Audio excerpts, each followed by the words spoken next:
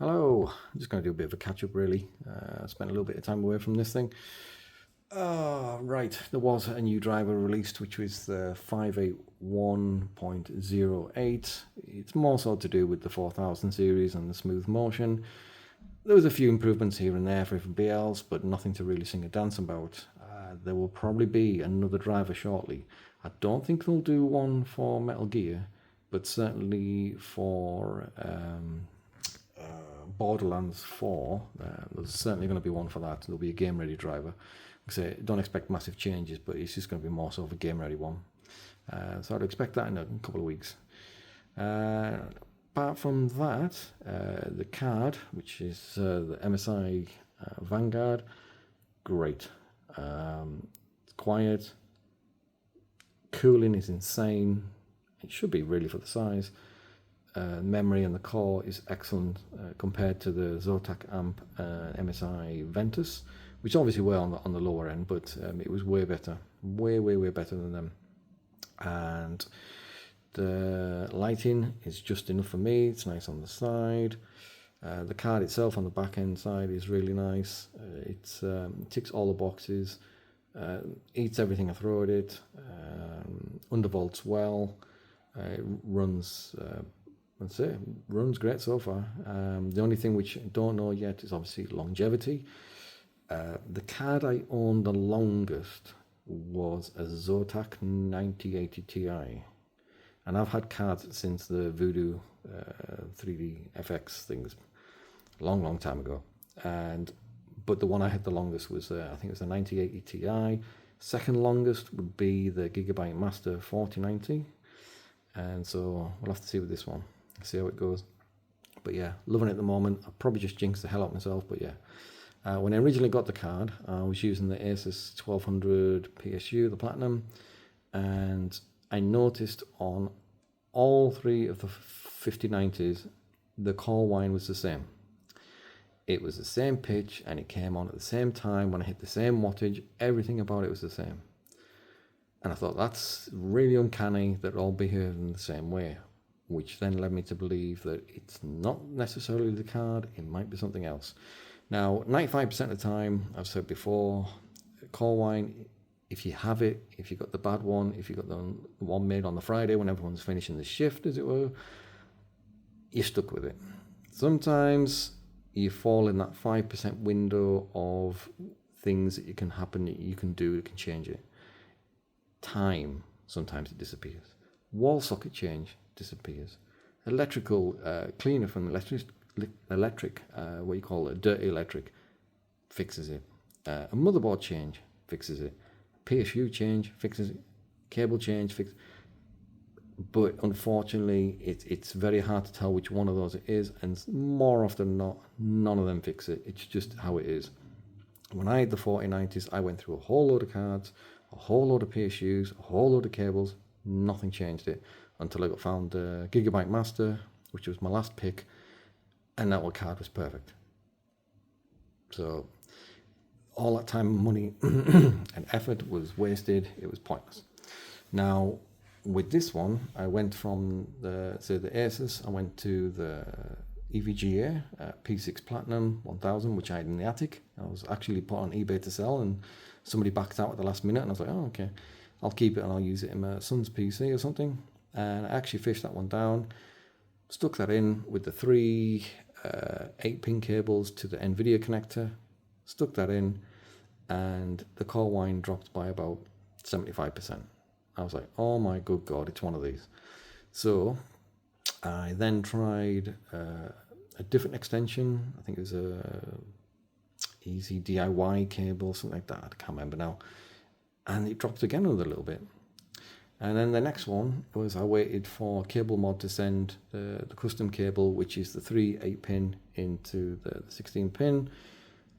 And now it's dropped down to what I would call, on the most demanding games, it's more like an electrical hum, like an electrical buzz hum kind of thing, not call what your class is call whine anyway. And I'm very, very happy with that, because it's basically the same kind of standard as what the Gigabyte Master was. And that's because of the PSU change, and then obviously changing the cables. If you have a 5090, because they seemingly do like the power and the cables, they do like a bit of a change. So if you do have a 5090 and you've got bad coil whine, if you can, use the 3 8-pin into the NVIDIA adapter and give that a go. See if you notice it dropping. The next thing you could try is the PSU, but obviously you want to get it from something like Amazon, where if you look after it and package it nicely, you can return it if it makes no difference whatsoever. But the first protocol, I would say, if you can, is if you have bad coil whine and you're already using the one cable, the 16-pin, and you're getting it, try using the 3 8-pin into the NVIDIA adapter and see if it makes a difference. Because mine made a huge difference. And like I say, now with that one, it's pretty much gone. I'm very happy with it. So yeah, longevity, hopefully, fingers crossed and all that thing lasts for as long as I want it to. The only other thing, like I say, I talked about the fans. I did change the fans over. They're going well. I would like some changes on the software side of things, but we'll see. I think I'm trying to remember the bleeding name of the company now. Is it GamDS or something like that? It's a strange company name.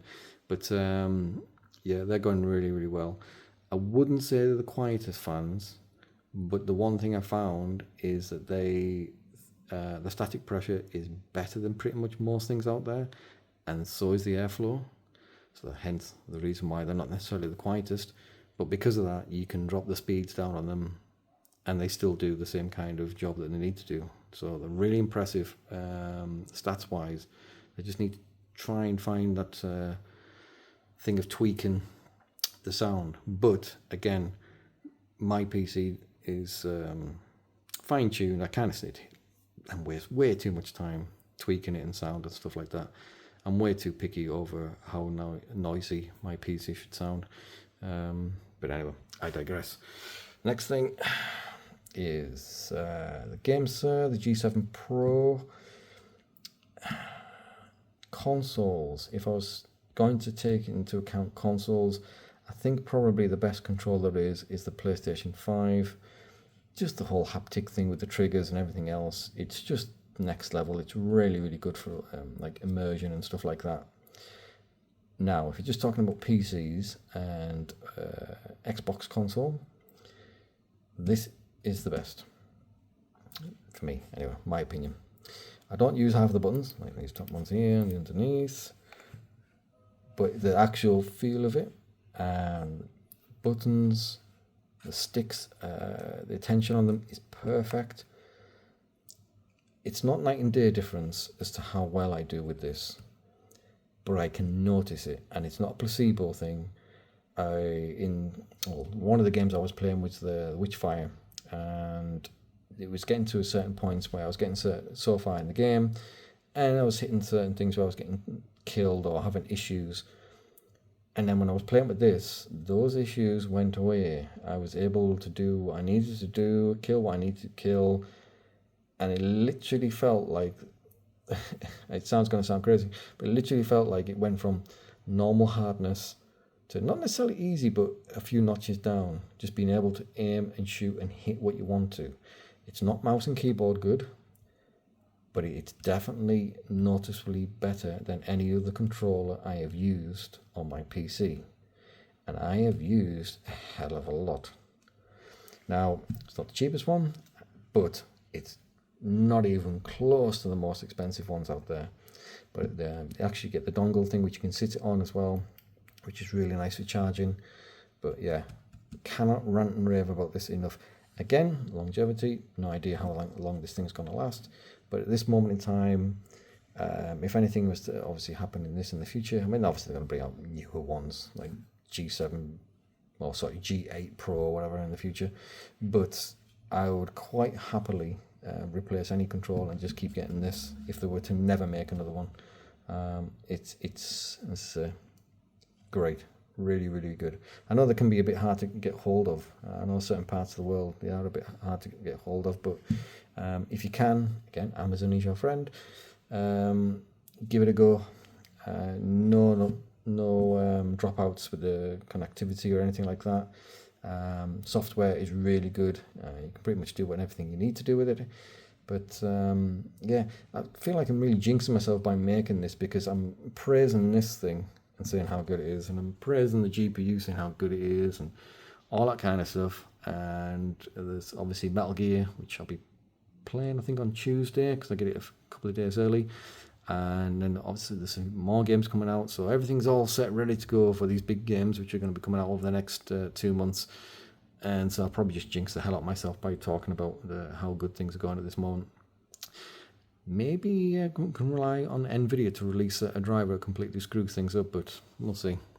But yeah, apart from that, there's nothing much else to report.